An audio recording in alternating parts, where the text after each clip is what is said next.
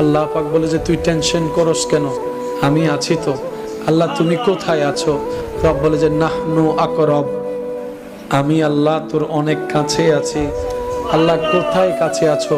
রব বলে যে তোর শরীরের শাহী রগের কাছেই আমি আল্লাহ আছি। শাহী রগটা তোর যত কাছে, তার চাই তো কাছে আমি রব তোর কাছেই আছি।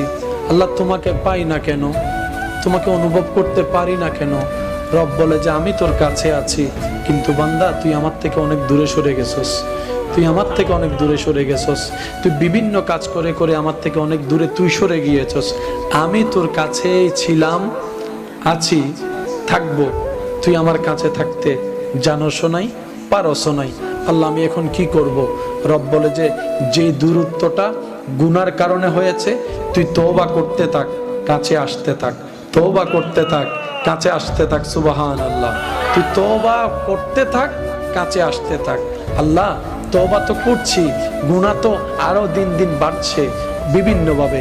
রব বলে যে তওবা কর, সাধ্যমতো নেক আমল করার চেষ্টা কর, নিজে কর, নেক আমলের সাথে থাক। তাহলে দুইটা সাপোর্ট তোর হবে। একটা হচ্ছে করা জিনিসের জন্য তওবা করলি, ভবিষ্যতের জন্য তুই নেক আমল করার চেষ্টা কর। বান্দা তোর চেষ্টাটা যদি আমার পছন্দ হয়, আমি আল্লাহ যেদিন ইচ্ছা হবে সেদিন নিজের কুদরতেই তোকে আমার কাছে টেনে নিব, আর সেই দিনেই তুই সাধারণ বান্দা থেকে বলি আল্লাহ হয়ে যেতে পারবি। সুবহানাল্লাহ।